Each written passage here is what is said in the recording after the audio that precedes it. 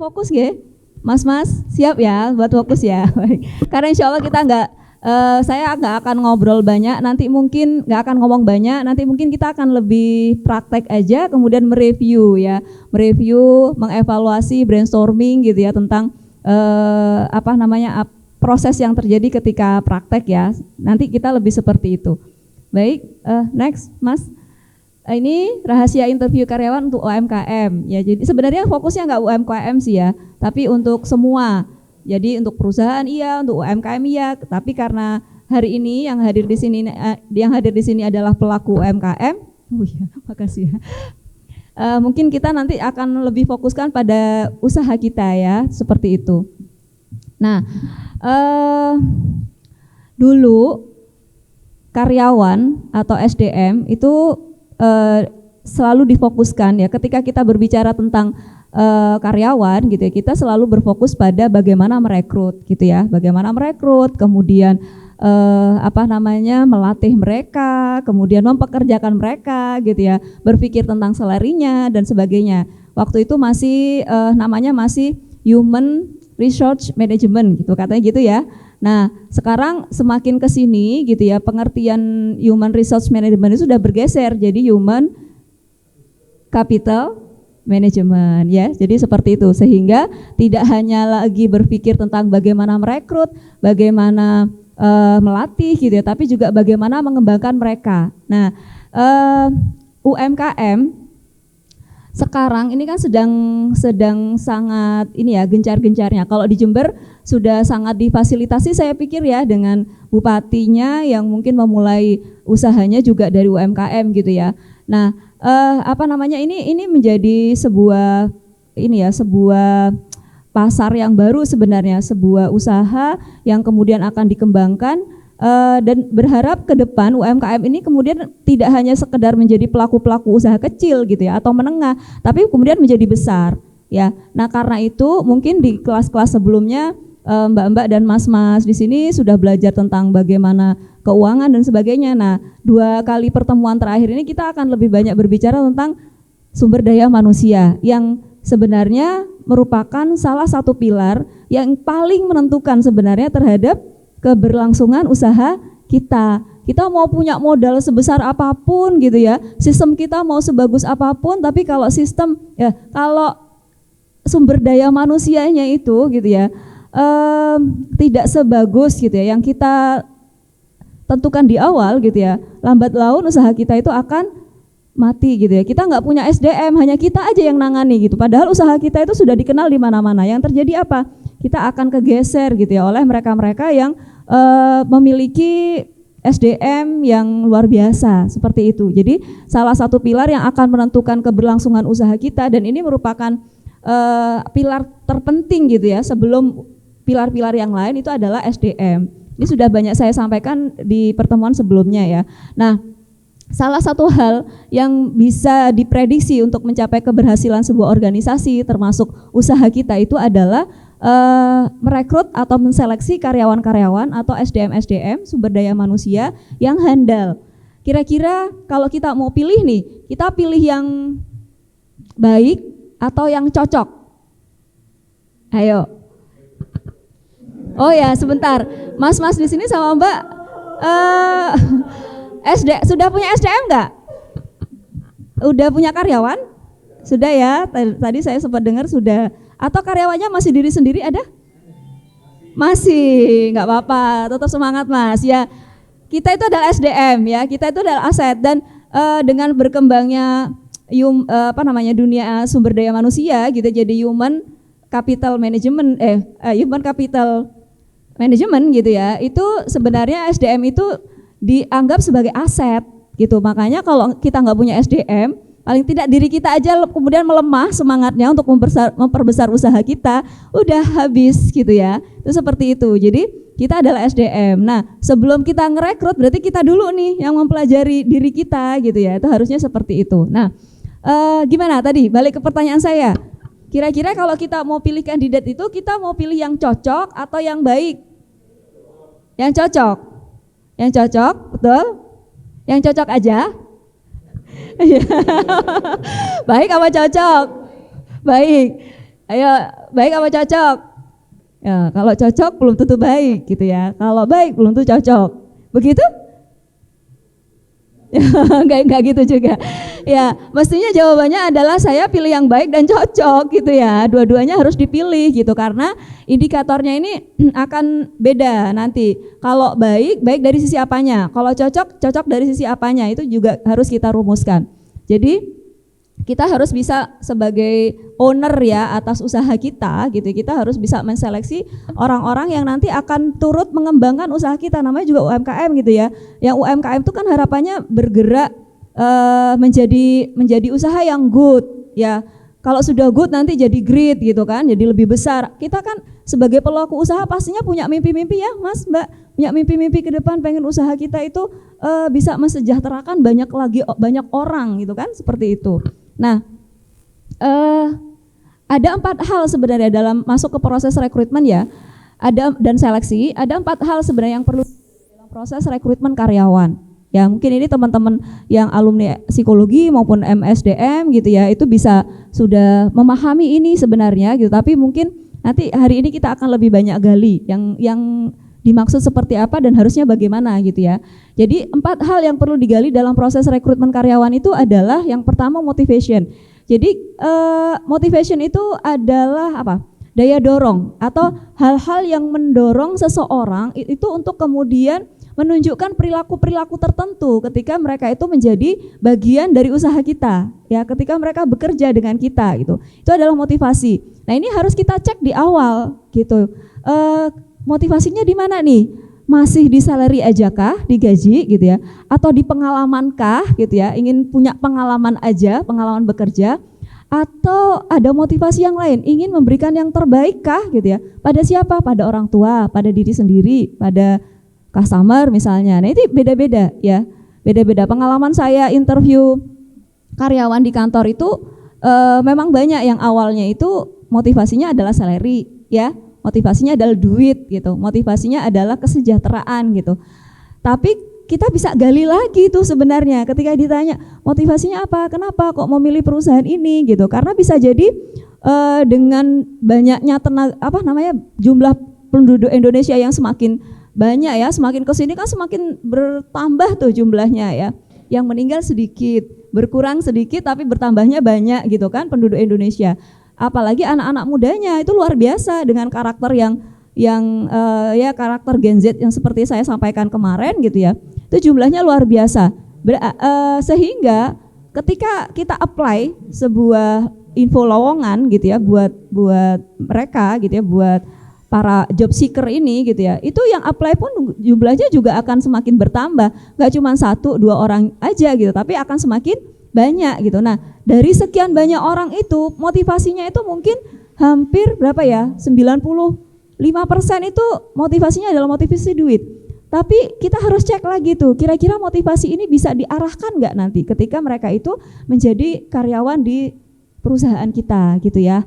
Tuh, jadi motivasi ini perlu digali. Kemudian yang kedua, ability itu kemampuan. Ini nanti mungkin akan berkaitan dengan skill ya, atau kemampuan-kemampuan yang sifatnya itu praktis, yang nantinya akan bermanfaat atau berguna ketika mereka itu bekerja bersama dengan kita. Misalnya yang industrinya di industri kuliner ya, yang bergerak di bidang kuliner. Berarti kita harus pilih orang-orang yang mungkin ini kalau kita mau berpikir ke depan ya, berkembang ya, mungkin kita harus pilih orang-orang yang minimal gitu ya, lulusan SMK jurusan boga misalnya, lulusan SMK jurusan apa ya namanya, perhotelan biasanya kan juga ini ya, biasanya kan juga belajar itu meramu makanan dan sebagainya misalnya, seperti itu.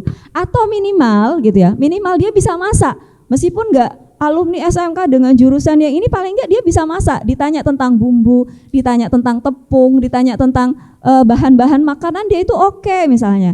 Ini berkaitan dengan ability. Kemudian yang kedua, role perception. Jadi bagaimana dia bisa menggerakkan persepsi-persepsinya ya terhadap pekerjaannya. Dia melihat pekerjaan yang akan ditekuni ini itu sebagai sesuatu yang akan membuat dia itu berkembang menjadi lebih baik atau seperti apa gitu. Kemudian persepsi-persepsi dia tentang perusahaan, tentang usaha kita misalnya ya. Apalagi untuk UMKM gitu ya. Kita nggak bisa, tadi sempat ngobrol-ngobrol sama Mbak Silvi juga gitu ya. Kita tidak bisa lagi hanya sekedar berpikir pokoknya oleh karyawan gitu ya, bisa jaga outletku, kita sudah nggak bisa berpikir seperti itu. Kenapa? Karena tenaga kerja di luar sana yang membutuhkan pekerjaan itu jauh lebih banyak gitu. Jadi kita sudah harus berpikir juga bagaimana ngerekrut yang baik sekaligus cocok kayak gitu. Jadi nggak bisa, meskipun metode kita itu adalah metode internal ya. Metode untuk cari karyawannya adalah metode internal lewat pertemanan, lewat persaudaraan gitu ya, lewat jalur-jalur ya ada orang dalam lah ya. Tapi kita harus berpikir untuk orang ini kira-kira ketika bekerja padaku, di usahaku, di bisnisku, dia itu akan jadi orang yang bisa mengembangkan juga atau tidak. Jangan-jangan kita yang hanya lelah gitu ya, lelah untuk berpikir sementara dia nggak bisa diajak untuk lari gitu ya. Karena berbicara masalah SDM, kita sebenarnya juga berbicara tentang masalah kos, biaya gitu ya. Ketika kita merekrut seseorang, kemudian yang kita rekrut salah, itu yang akan kena itu adalah bisnis kita. Ya, yang akan kena adalah bisnis kita. Pertama secara kos pembiayaan itu pasti akan besar. Karena ngerekrut itu meskipun apa ya namanya kita pakai jalur orang dalam tetap butuh biaya. Kok bisa gitu? Saya nggak ngeluarin uang sepeser pun. Iya, tapi Mas, Mbak gitu ya, ngerekrut mereka itu kan butuh waktu. Ya kan? Ngobrol-ngobrol sama mereka itu butuh waktu, itu biaya. Itu berbiaya gitu ya, yang sebenarnya kalau diukur-ukur harusnya bisa produksi gitu ya, akhirnya jadi nggak produksi hari itu. Kenapa? Karena harus interview mereka, karena harus melayani mereka gitu ya. Itu seperti itu. Jadi yang kedua, selain berbicara tentang cost, SDM itu juga akan membuat usaha kita itu bangkit, berkembang atau mati gitu. Kalau kita itu sampai keliru memilih SDM, bisa aja sudah konsep kita sudah bagus terhadap usaha ini, tapi yang ini susah untuk digerakkan, disuruh padahal ada di bidang pelayanan di depan ya, di front office misalnya, atau kalau usahanya kuliner itu mungkin yang di depan ya customer service-nya gitu ya, diminta untuk tersenyum susah tersenyum gitu ya, diajari untuk memberikan sapaan yang hangat nggak bisa hangat gitu, akhirnya reviewnya nggak baik, reviewnya buruk gitu ya. Apalagi sekarang kan sistem marketing bisa pakai online ya, bisa pakai web dan sebagainya gitu, yang semua orang itu bisa mereview usaha kita akhirnya, seperti itu. Kemudian yang keempat, kita juga harus cek situational factors, faktor-faktor situasi ya, atau faktor-faktor hal-hal yang akan mempengaruhi calon karyawan ini ketika bekerja. Contohnya apa? Kondisi keluarga. Ya, dia anak keberapa, dari berapa bersaudara, itu sesuatu yang kesannya ngapain, nggak penting banget sih dicek gitu ya, nggak penting banget sih dicek, ternyata penting gitu ya. Berdasarkan pengalaman kami di kantor, ada karyawan-karyawan yang ternyata sumber motivasi untuk memberikan yang terbaik gitu ya, ketika bekerja itu adalah keluarga. Itu ada yang seperti itu gitu. Jadi anak keberapa dari berapa bersaudara, lebih dekat dengan siapa gitu ya. Karena dari situ nanti kita akan tahu ini kelihatannya akan sangat emosional ketika ada masalah-masalah di kantor atau tidak. Itu ngaruhnya sampai ke sana Mas gitu. Jadi banyak hal, 4 hal ini adalah sesuatu yang penting sebenarnya untuk kita gali dari calon karyawan kita ya, seperti itu. Nah, dalam wawancara kerja atau employment interview, sebenarnya bukan saja kita yang akan mengetahui seberapa seberapa baik kandidat yang kita sedang interview itu untuk usaha kita. Tapi sebenarnya kandidat pun itu akan mengetahui seberapa baik ya bisnis kita ini untuk mereka. Jadi dalam proses interview, pemberi kerja dan kandidat itu sama-sama akan menilai sebenarnya satu dengan yang lain ya. Sama-sama akan memberikan penilaian. Sehingga di akhir akan memutuskan gitu ya, apakah kita berdua ini cocok. Kamu cocok jadi karyawan gitu ya, dan aku sebagai owner gitu ya, merasa bahwa dan kamu sebagai pencari kerja itu ngerasa cocok dengan situasi dan berbagai hal yang ada di perusahaan ini gitu. Jadi Nah, karena itu akhirnya pertanyaan-pertanyaan yang kita ajukan itu bisa sebenarnya tidak terstruktur atau terstruktur. Yang lebih baik sih sebenarnya terstruktur, gitu ya. Jadi artinya kita sudah punya guide-nya.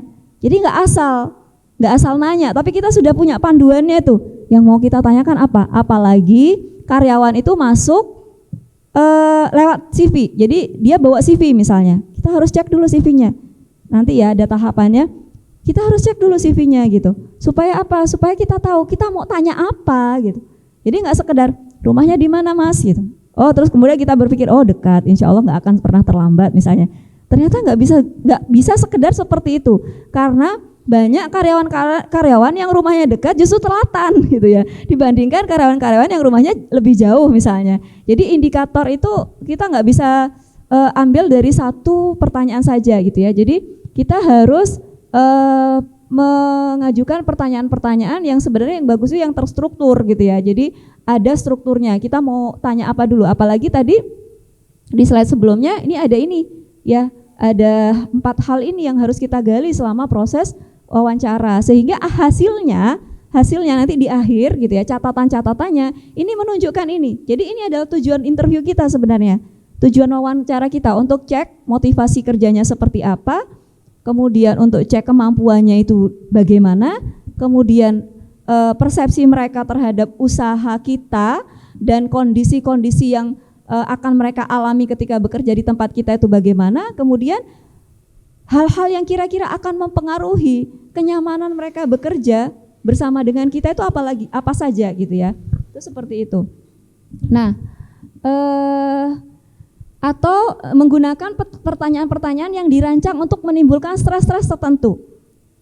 Kadang-kadang ketika kita interview ya, beberapa waktu terakhir itu kami sedang rekrut advertiser untuk e-commerce. Itu ada yang sampai nangis. Dan itu di luar kondisi, aku loh yo nggak bikin nangis loh yo, saya gitu. Karena kebetulan interviewnya di ruangan yang ada karyawan yang lain gitu ya. Tiba-tiba nangis gitu, sehingga saya sibuk. Interviewer itu harus menyediakan tisu gitu ya. Iya benar, itu diajarkan oleh dosen saya. Jadi kalau interview sediakan tisu gitu, karena kita tidak tahu apa yang akan terjadi selama proses interview. Itu ada yang sampai nangis gitu. Kalau dulu sih waktu masih kuliah gitu, ketika kita bikin interview kita itu nangis itu dianggap berhasil gitu ya. Berhasil berarti gitu. Enggak berhasil, ini bukan konseling gitu ya. Ini adalah interview gitu ya. Indikator berhasil atau tidaknya itu bukan pada masalah itu, tapi paling tidak kita dianggap berhasil ketika membuat calon karyawan itu begitu, karena kita berhasil menggali gitu.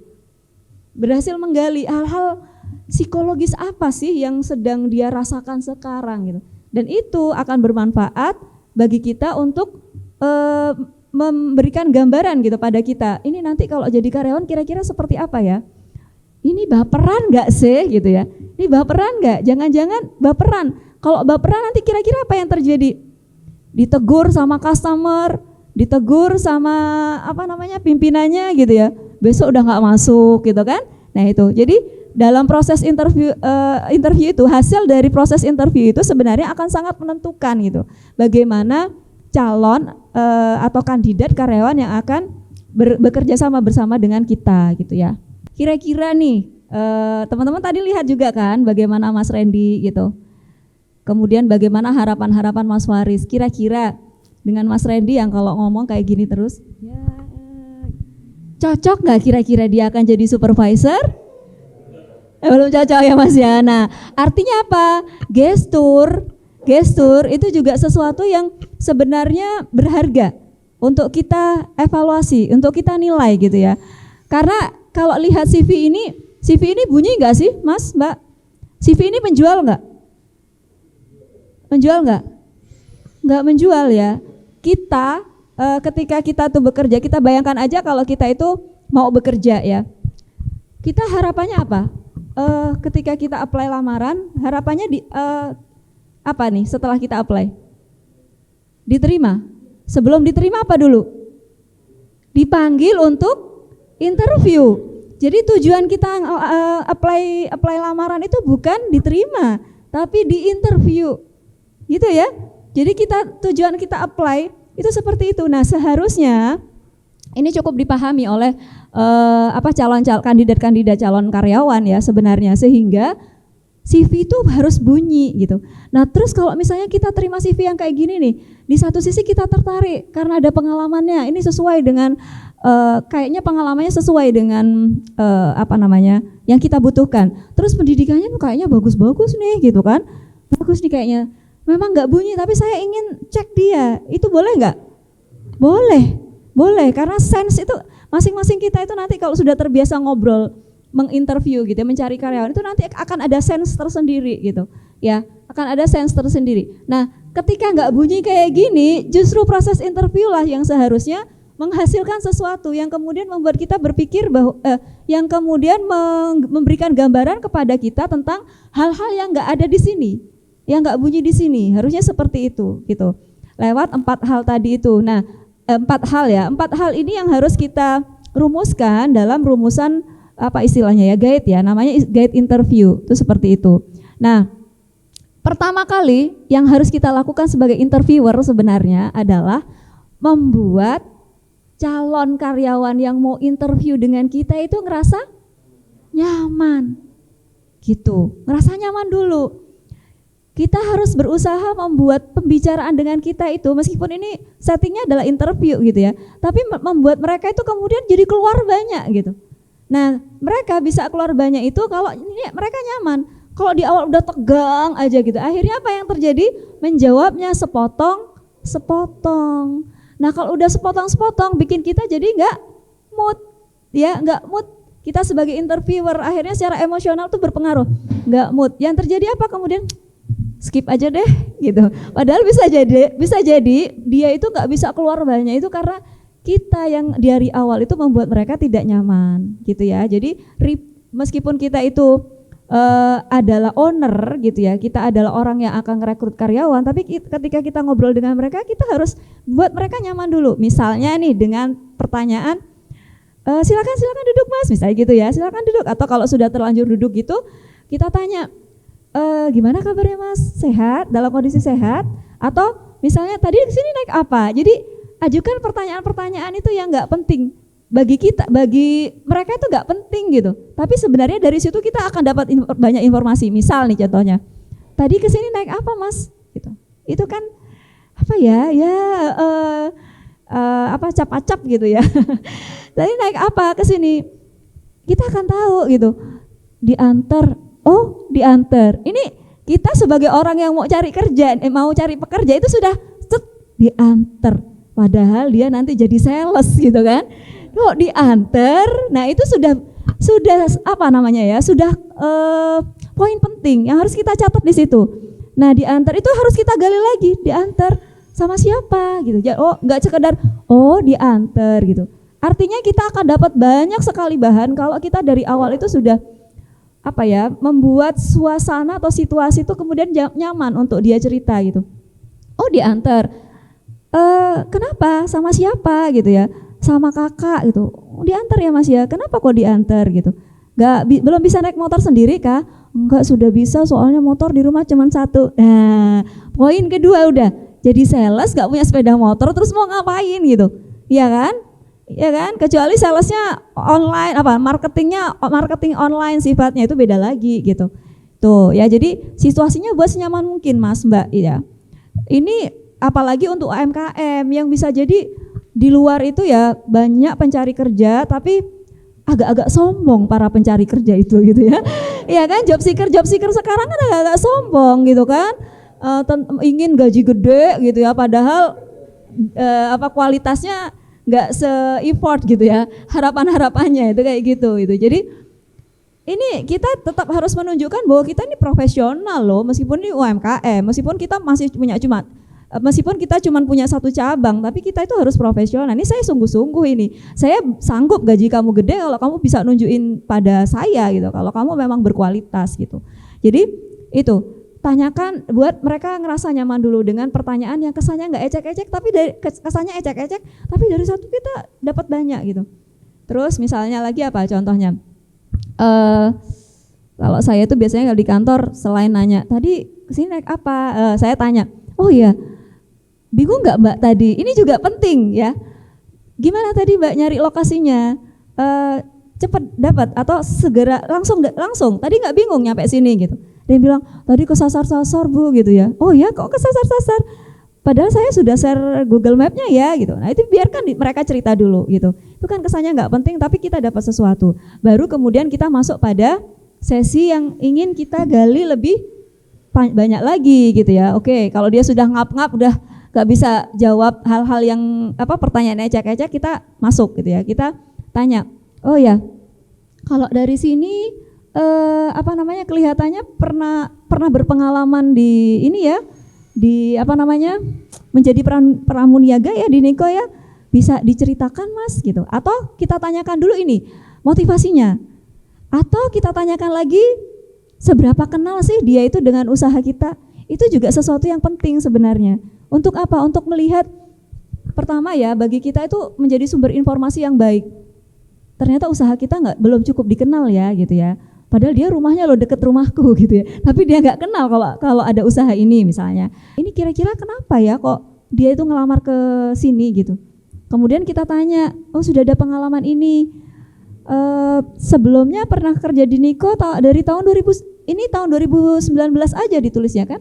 Tanyakan, ini 2019 ini maksudnya dari tahun 2019 atau sampai 2019 Mbak? Itu supaya dia tahu bahwa CV-nya nggak lengkap. Nah dari situ kan dia akhirnya cerita banyak. Oh maaf Bu, itu maksudnya saya dari tahun 2019 sampai, tanyakan, sampai kapan gitu. Terus baru masuk pertanyaan Mas Faris tadi, apa yang membuat Mbak ini atau Mas ini ya, Mas Randy ini resign dari sana gitu ya, atau sudah tidak di sana lagi. Ya mungkin lebih tepat ditanyanya, apa yang membuat Mas Randy sudah tidak di sana lagi. Karena bisa jadi dia itu di PHK atau dia yang resign, itu beda lagi nanti gitu ya. Galinya itu berbeda lagi nanti. Kalau resign kenapa? Kira-kira apa yang persepsi Mas Faris terhadap tempat kerja sebelumnya misalnya? Kok sampai resign? Kalau di PHK apa yang membuat Mas Faris di PHK gitu ya? Itu sambil dicek. Kemudian di sini juga tidak ada ini yang perlu ditanyakan untuk bisa cek ya. Ini nggak ada medsosnya ya, dicari sales misalnya ya, tapi nggak punya medsos sama sekali karena kita itu harus berpikir bahwa ketika ada karyawan baru yang masuk ke sini harusnya semakin banyak orang yang akan kenal usaha kita. Siapa dia? Teman-teman dia, saudara-saudara dia gitu ya. Semakin banyak jaringan dia, harusnya semakin banyak orang pula yang kenal usaha kita ke depan, seperti itu ya. Jadi bisa ditanya, di sini nggak ada medsosnya, punya medsos nggak? Nggak punya Mbak, oh nggak punya, oke, kenapa nggak punya? Itu boleh digali gitu. Jangan-jangan dia tipikal yang introvert. Kita nggak bisa soalnya nanya kepribadian pada kandidat, kamu introvert ya? Nggak bisa, ya. Dia pasti jawabnya enggak, saya nggak introvert, atau iya saya introvert, udah cukup gitu ya. Kita harus cari clue-clue yang lain yang bisa kita gunakan untuk memastikan gitu ya. Untuk memastikan, kenapa kok nggak ada ini gitu. Iya Mbak, saya nggak terlalu suka dikenal oleh banyak orang gitu. Aduh, yang digoleki sales gitu kan. Kalau nggak terlalu suka dikenal banyak orang gimana dong? Waduh, yang dicari adalah konten kreator, tapi nggak suka dikenal banyak orang gimana dong gitu kan? Itu kan akan berpengaruh nanti ya terhadap job desk-nya dia gitu. Jadi ditanyakan, itu untuk memastikan. Kemudian tadi saya juga mencatat yang perlu dipastikan juga dari proses tadi ini ya. Tanya juga kepada kandidat. Tadi kan sudah bagus tuh, sudah ditanya keluarganya anak keberapa dari berapa bersaudara misalnya ya. Anak pertama dari 3 bersaudara. Oh, kemudian adiknya gimana? Adik-adiknya usia berapa? Itu boleh ditanya, Mas. Ini untuk apa? Untuk memberikan gambaran beban dia itu di rumah seperti apa. Gitu. Beban dia di rumah itu seperti apa? Yang pertama, kalau kita kebetulan tipikal orang yang nggak tegaan ya, bisa aja sih kemudian kita memutuskan, ya wis nggak apa-apa. Dibandingkan kandidat yang tadi itu anak terakhir banyak yang nanggung, yang ini dia yang jadi tulang punggung, ya dia yang jadi tulang punggung. Nggak apa-apa kita pakai asumsi itu gitu. Tapi kita tetap harus pastikan kalau dia jadi anak pertama, jadi tulang punggung, kira-kira gitu ya, dia itu akan akan bekerja seperti apa, semaksimal apa dia bekerja, itu juga harus kita pastikan. Tentunya tidak, kamu kan anak jadi tulang punggung keluarga, kira-kira kamu nanti gimana gitu ketika di sini, enggak. Tapi ini untuk cek dia tulang punggung, kemudian kita tanya ya, ini anak pertama dari 3 bersaudara, kakak dan adiknya ini kelas berapa, terus kalau sekolah biasanya mereka gimana, dia nge-shiftnya pagi misalnya, kalau shift pagi kira-kira bermasalah nggak ya nanti gitu. Kalau dia itu adalah anak pertama, adik-adiknya nggak ada yang bisa naik sepeda motor, rumahnya jauh-jauh, nah itu juga harus jadi bahan pertimbangan bagi kita sebenarnya gitu ya. Itu kayak gitu. Kemudian udah bagus seperti itu, terus sambil dicek, kamu kalau di rumah itu di antara 3 orang, ibu sama 2 orang adik, lebih dekat sama siapa? Lebih dekat dengan ibu. Apa hal-hal istimewa dari ibu yang kamu itu pelajari? Apa nilai-nilai di rumah yang kamu anut sampai sekarang dan itu jadi general dalam diri kamu? Itu boleh, Mas, Mbak. Supaya apa? Untuk cek motivasinya tadi itu gitu ya. Terus untuk cek apakah kandidat ini itu sesuai atau tidak dengan visi dan misinya perusahaan. Kayak contohnya misalnya di kami itu ya, di Surabaya 45 kan, kalau visi korporasinya itu kan menjadi bekal terbaik berjumpa Allah Subhanahu wa taala. Kita butuh orang-orang yang seperti apa? Meskipun dia background ininya apa? Background keluarganya bukan keluarga yang dengan background agama yang luar biasa, tapi paling tidak nanti saya bisa cek dia itu ada motivasi untuk berubah tidak, gitu ya. Itu juga harus menjadi bagian yang perlu dicek ya. Itu seperti itu. Kemudian hal yang lain yang perlu kita ini juga adalah ini tadi yang belum sempat tertanyakan ya Mas Faris. Di akhir-akhir mungkin ya. Kamu kalau keterima di sini kira-kira mau minta gaji berapa? Ya, belum ya Mas Faris ya. Tapi biasanya ditanyakan Mas. Iya, ditanyakan. Itu sesuatu yang juga harus kita cek. Untuk apa? Untuk menentukan dia itu bisa kita perpanjang atau tidak. Sama untuk cek ini. Fresh graduate, nggak ada pengalaman kerja, prestasi nggak ada juga gitu ya. Minta gajinya 5 juta gitu ya di Jember. Kerjanya cuma 1 shift 8 jam misalnya kayak gitu. Itu juga perlu kita cek. Sementara usaha kita juga masih usaha berkembang yang kayaknya belum sanggup untuk gaji segitu. Gitu ya. Jadi untuk cek juga. Kalau misalnya dia kita cek 5 juta Mas saya maunya gitu ya. Saya maunya 5 juta nanti atau harapan gaji saya sih 5 juta Mas gitu. Kemudian kita konfirmasi lagi, 5 juta ya. Kira-kira kalau saya berani gaji Anda 5 juta, apa kira-kira kontribusi yang akan Anda berikan pada perusahaan? Itu juga sesuatu yang perlu ditanyakan, perlu dicek. Karena gini Mas, kita jangan, maksudnya gini ya, ketika kita ingin ketika kita berpikir ingin berkembang gitu ya, kita tidak perlu takut dengan dengan tawaran-tawaran gaji tinggi. Kalau memang yang memberikan tawaran gaji tinggi ini, kalau memang kandidat yang menghargai dirinya itu mahal, itu memang benar-benar bisa membuat kita itu berkembang, gitu, ya. Dia ternyata bisa, misalnya saya bisa ngajak semua keluarga saya, tetangga saya, gitu ya, teman-teman saya, gitu ya, untuk kesini saja, gitu ya. Saya bisa, karena saya punya kemampuan untuk memasarkan sebuah produk, bla bla bla bla, gitu ya. Yang dari situ kita kemudian kebayang, Oke, kalau gitu saya catat, note gitu ya, dicatat dulu gitu. Baru kemudian nanti di akhir atau di pertemuan berikutnya ya, boleh di akhir kita sampaikan bahwa sebenarnya dengan tawaran gaji yang ekspektasi gaji yang Mas Randy berikan, jujur saya belum sanggup kalau segitu. Tapi saya merasa yakin sekali dengan latar belakang Mas Randy yang seperti ini, perusahaan saya nanti itu akan berkembang jauh lebih baik ketika Mas Randy bergabung di sini. Sehingga saya juga meyakini bahwa 2 tahun ke depan atau 1 sampai 2 tahun ke depan saya sanggup menggaji Mas Randy segitu. Gitu. Itu enggak apa-apa gitu. Ya, kira-kira gimana? Nah, kandidat ini nanti kan akan bertanya balik. Kalau gitu kira-kira berapa Mas nanti saya akan dapat bayaran ketika saya bekerja di sini? Boleh kemudian tawar-menawar. Kita sesuaikan dengan kondisi kita. Saya baru sanggup 5 juta, saya baru sanggup 2 juta Mas gitu. Karena kita sampaikan aja, karena begini gitu.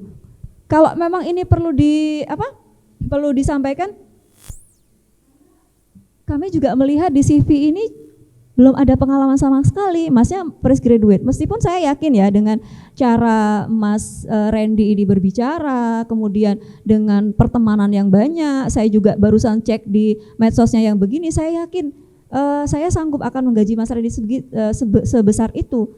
Tapi karena kondisi perusahaan saya itu masih begini, itu boleh disampaikan. Wah, nanti nggak jadi masuk dong nanti. Nggak apa-apa, kan masih ada kandidat yang lain, gitu ya. Nggak apa-apa, masih ada kandidat yang lain. Berarti dia mungkin belum terbaik buat kita.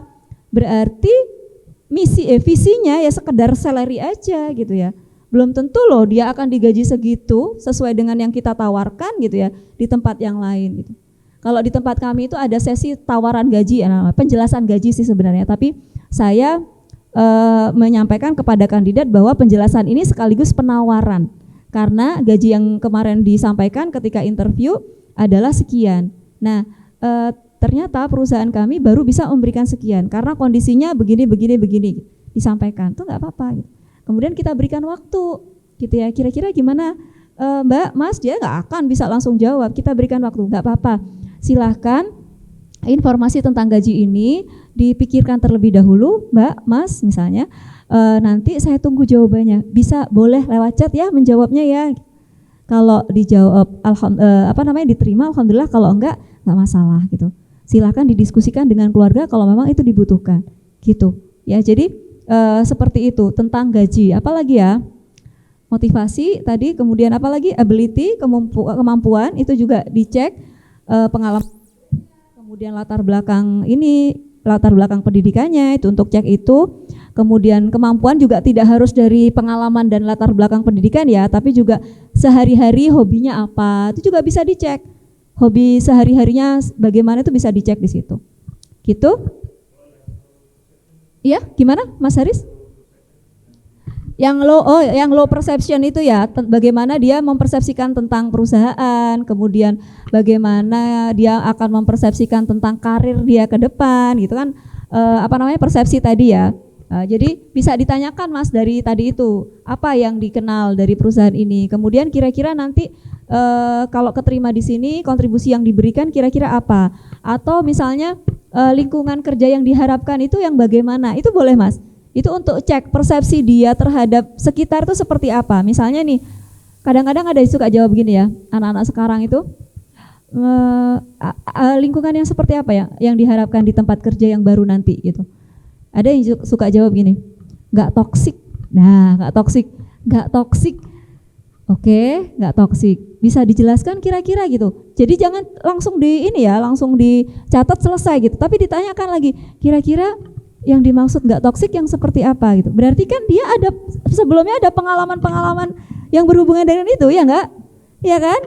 Ada pengalaman-pengalaman yang berhubungan dengan itu gitu. Kita harus pastikan ini sebenarnya yang bermasalah dia atau lingkungan dia memang. Kalau masalahnya ada di dia, nanti ketemu dengan lingkungan baru akan dianggap toksik lagi gitu kan. Nah, itu yang perlu kita cek lagi gitu.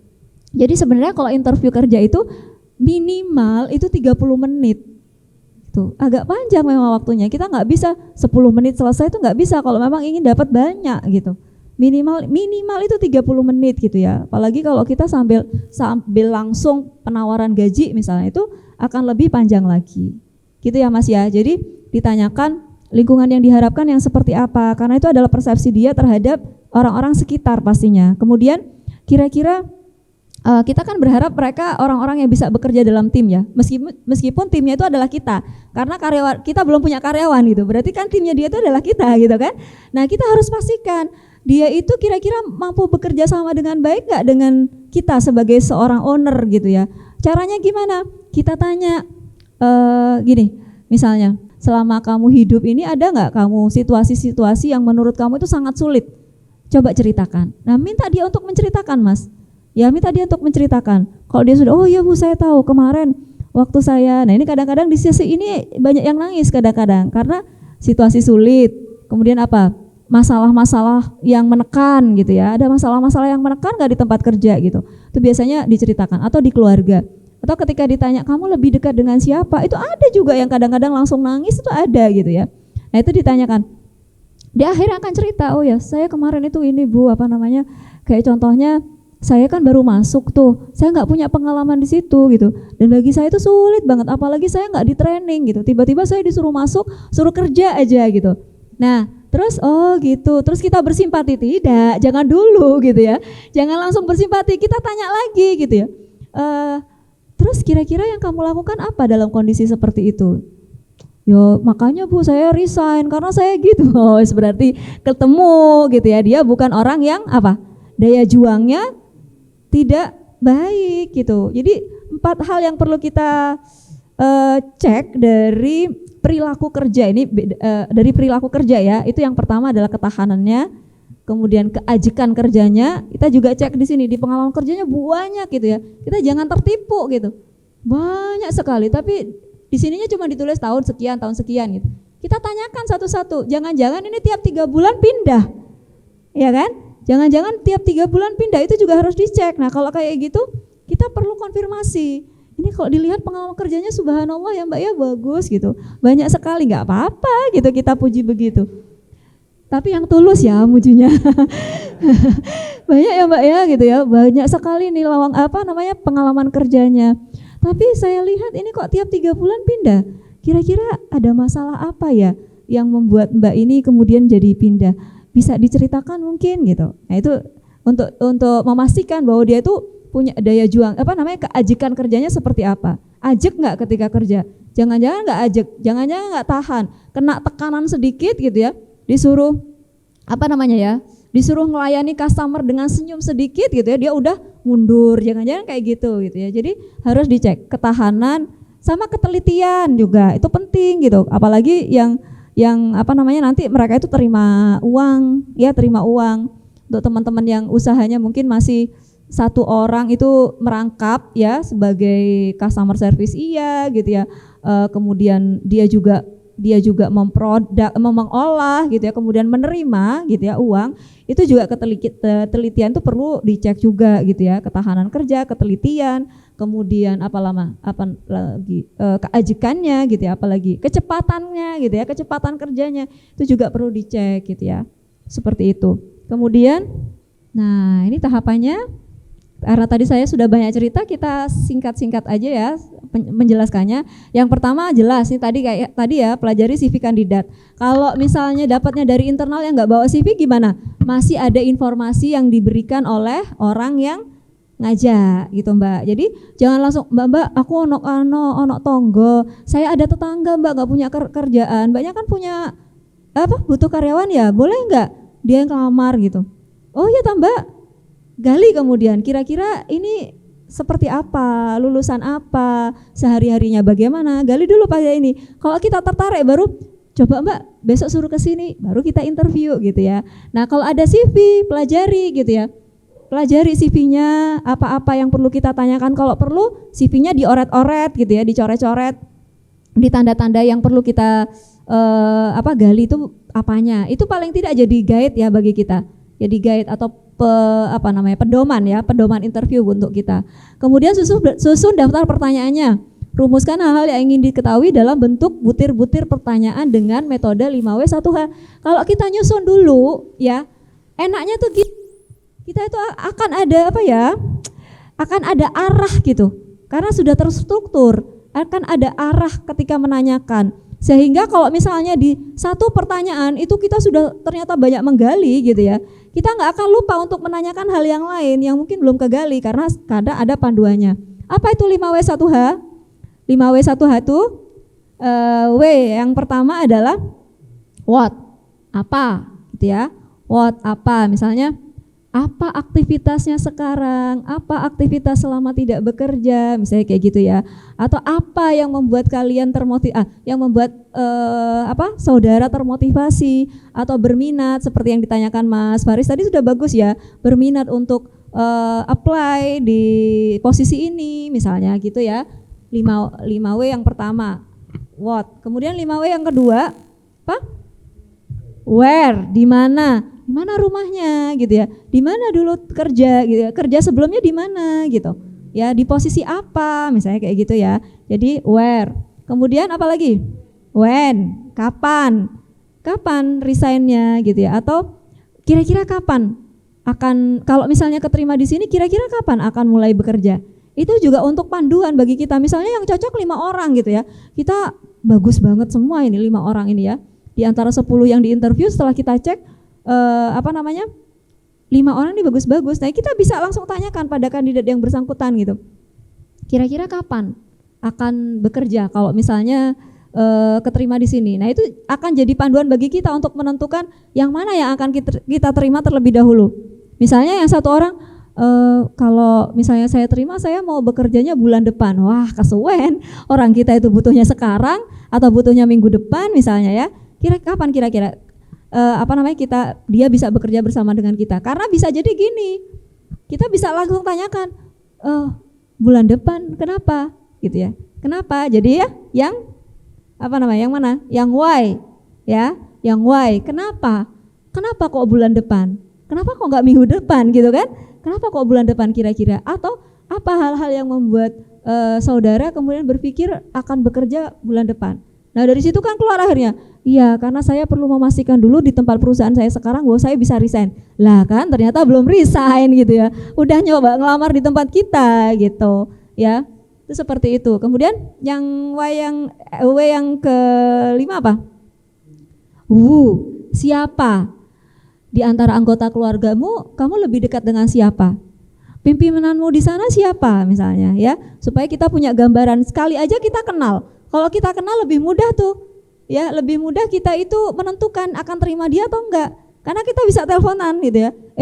Mantan karyawan ono sing ngelamarnya lo gitu ya. Dia itu gimana sih gitu. Dia bisa tanya-tanya. Siapa ya? Jadi ditanyakan.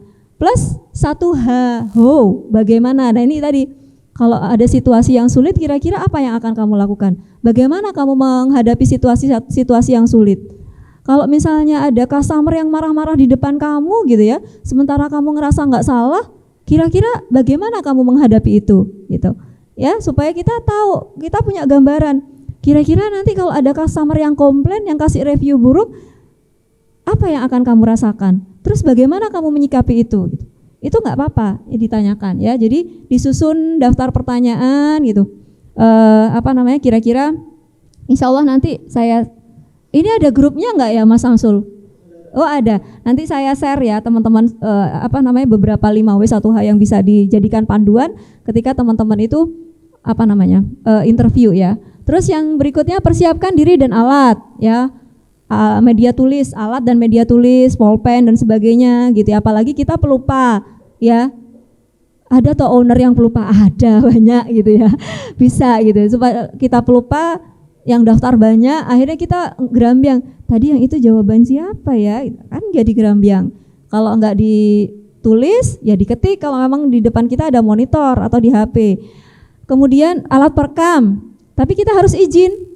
Ya kalau kita pakai alat perekam karena kita ngerasa akan lupa, kita akhirnya pakai alat perekam. Nah itu kita harus izin. Etikanya begitu ya kalau di kode etik ya. Kalau di kode etik psikologi itu interviewer itu harus minta izin dulu gitu. Mohon maaf ya Mbak ya, sesi interview ini saya rekam gitu karena sebagai bahan untuk mempertimbangkan nanti akan memutuskan apa gitu ya. Jadi nggak apa-apa direkam, tapi harus izin dulu. Kemudian apalagi kemudian difoto, itu harus izin gitu ya.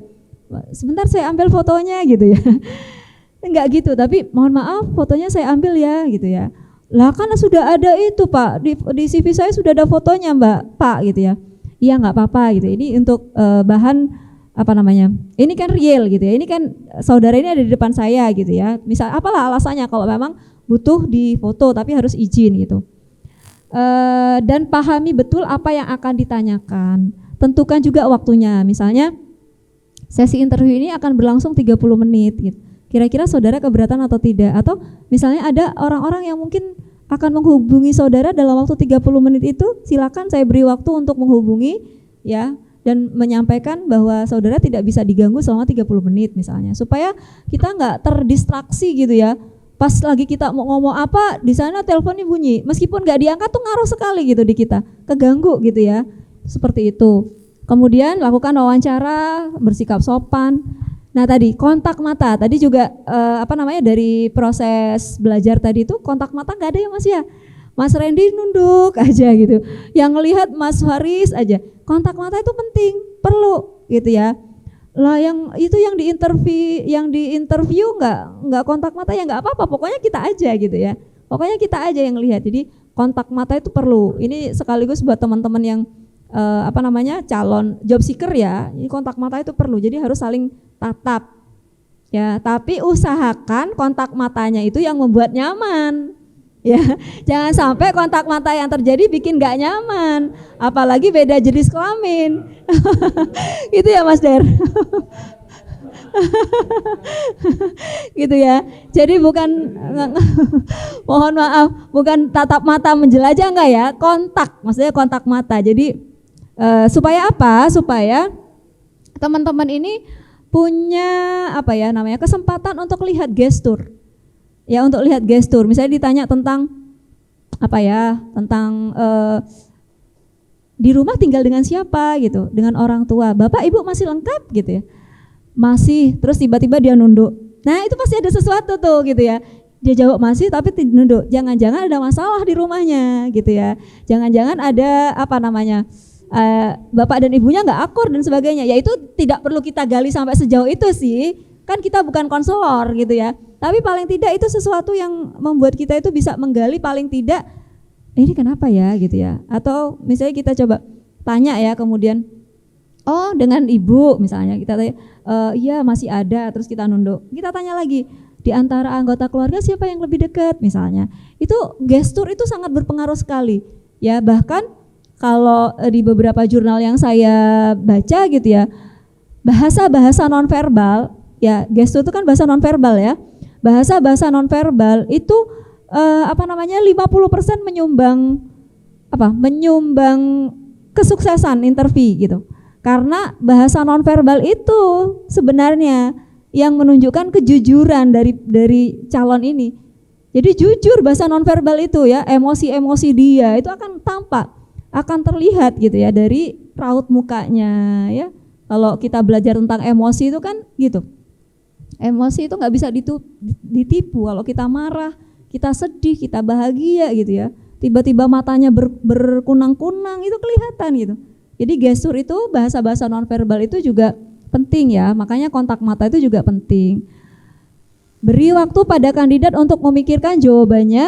Nah, jangan terburu-buru. Ya, gimana? Kayak kemarin itu tiba-tiba berhenti gitu ya. Kemudian langsung gini ya. Maaf ya Bu, langsung gitu. Kita harus peka gitu sebagai seorang interviewer gitu ya. Maaf ya Bu, sambil pegang matanya. Loh, maaf ya bikin sedih. Kita ambilkan tisu, kita taruh di depannya. Silakan, kita tunggu dulu dia sampai selesai gitu ya. Menghapus air matanya misalnya. Kenapa? Baru kita tanya. Maaf ya sudah bikin sedih. Gak apa-apa disampaikan begitu. Tuh. Terus dan dengarkan dengan penuh perhatian. Ini poin penting ini. Dengarkan dengan penuh perhatian. Jadi karena kadang-kadang kita udah punya persepsi yang nggak baik tuh. Yang diminta CS masuk ke ruangan kita tampak nggak good looking misalnya. Udah nggak bagus aja di kepala kita. Nggak boleh gitu ya. Jadi interviewer itu harus apa ya istilahnya? Nothing tools ya. Ketika menginterview itu nggak punya beban apapun. Mindsetnya itu harus bersih. Ya, siapa tahu yang nggak kelihatan yang namanya good looking itu bisa dipoles ya, gitu ya Mas Samsul sekarang gitu ya, gitu ya, bisa dipoles gitu ya. Enggak, saya nanya Mas Samsul, saya istrinya kan jualan ini ya, skincare gitu, ya, jadi promosi deh, ya, ya. Jadi harus bersih, harus nothing tulus ya. Jadi jangan ini. Dengarkan dengan penuh perhatian. Meskipun jawaban yang dia berikan itu pada akhirnya membuat kita itu sudah underestimate gitu, gak yakin. Tapi kita harus menunjukkan ketertarikan, tetap harus menunjukkan ketertarikan. Bahkan ketika mengakhiri pun kita itu harus menunjukkan ketertarikan. Jangan sampai dia ngerasa minder gitu ya. atau keluar dari ruangan kita gak keterima koyoke gitu ya. Ya, jadi biarlah dia itu keluar itu tetap dengan bahagia gitu. Terus yang terakhir, catat poin penting dari jawaban. Ya, itu harus dicatat di akhir supaya kita bisa menarasikan. Siapa tahu ada 5 kandidat yang bagus-bagus, kita harus pilih benar tuh gitu ya. Kita harus pilih benar siapa yang akan lanjut ke tahapan berikutnya. Karena gini teman-teman, diusahakan interview itu dilaksanakan kalau ini teman-teman sudah punya ini ya, sudah punya cabang misalnya ya, teman-teman ownernya udah punya cabang. Mas Faris misalnya udah ada 2 cabang atau ada 1 cabang ya Mbak ya. Tapi kita sebagai owner tidak di cabang itu. Tidak di cabang itu, kita di pusat, kita di rumah misalnya ya. Kita bikin konsep dan sebagainya itu dari rumah gitu. Yang di cabang itu hanya ada 1 orang penanggung jawab misalnya, karena dia adalah orang yang paling namanya lama kerja di situ. Nah, dia itu adalah user sebenarnya gitu. Anggap aja dia user gitu. Sehingga setelah interview dengan kita kan mau mereka itu rukun gitu ya di cabang masing-masing. Beri kesempatan pada teman satu timnya nanti ini untuk menginterview dia juga. Itu enggak apa-apa. Gitu. Atau ajak, aku besok mau menginterview calon temanmu gitu. Mau ikut enggak? Itu enggak apa-apa, langsung sekaligus ya. Atau kalau enggak bertahap juga enggak masalah. Tergantung keleluasaan waktu teman-teman ya. Nah, di akhir kemudian dibuatkan narasi, sama-sama membuat narasi. Ya, kira-kira apa biasanya sih kalau di ilmu saya itu kita buat tabulasi ya namanya ya. Tabulasi data, tapi saya pikir kalau buat teman-teman kan maunya yang praktis-praktis aja ya. Ya kan terlalu ribet ya bikin tabulasi data dan sebagainya, itu kan terlalu ribet. Insya Allah dengan kalau misalnya kita sudah sudah sering ngobrol dengan orang, kita itu sense kita itu akan main kok ya. Nah, itu langsung buatkan narasi. Dari ini, aspek ini yang jadi catatan, kemudian yang belum kegali aspek apa aja, itu dibuatkan narasi. Nah, dari narasi itulah kemudian kita akan memutuskan di antara 5 orang itu siapakah yang bisa lanjut dan siapa yang tidak. Itu seperti itu ya. Jadi tiap-tiap kandidat bisa jadi waktunya beda-beda, ada yang 30 menit. Nah, biasanya sih semakin lama berarti kandidat tersebut semakin mendekati kualifikasi ya. Semakin singkat berarti semakin tidak mendekati kualifikasi gitu kan. Ini kalau saya gitu ya. Kalau saya begitu gitu. Karena kita juga harus berpikir efektivitas ya. Di sana banyak yang antri untuk interview, sementara ini sudah kayaknya enggak deh, sudah enggak oke gitu ya. Udah, kita bisa akhiri gitu ya. Nah, ini kemudian yang terakhir, saat wawancara pertahankan kontak mata. Kayak tadi ya, tunjukkan antusiasme. Jadi seolah-olah kita itu memang benar-benar pengen tahu dia gitu. Ya. Tuh, meskipun kita sebenarnya sudah punya kandidat titipan. Nah, ini titipan, kita sudah tahu anak itu dari dia kecil itu kita sudah tahu, terus dia itu ngelamar gitu di tempat kita ya. Kita oke sebenarnya. Tapi ini berhubung banyak kandidat yang masuk ya kita mau cek lah gitu. Siapa tahu ada yang lebih baik ya dibandingkan orang itu gitu ya. Jadi tetap tunjukkan antusiasme kita karena kita akan dapat ini ya suasana positif. Kalau dia positif, dia tuh akan keluar banyak gitu. Sesuaikan energi dan suasana hati dengan kandidat. Nah, ini. Jadi kalau memang kita sudah ngerasa nggak nyaman untuk dilanjut ya udah nggak apa-apa, di skip gitu. Terus hindari menyela jawaban. Ketika kandidat memberikan jawaban, jangan langsung disela. Biarkan dia selesai dulu menjawab, baru kita tanyakan hal yang lain gitu. Kemudian menjadi pendengar yang aktif dan fleksibel. Ini bisa memungkinkan kita untuk mengetahui kapan saat yang tepat untuk beralih ke pertanyaan yang lain. Terus beri skor atas jawaban yang diberikan. Sudah? Sampai di sini saya pikir selesai ya.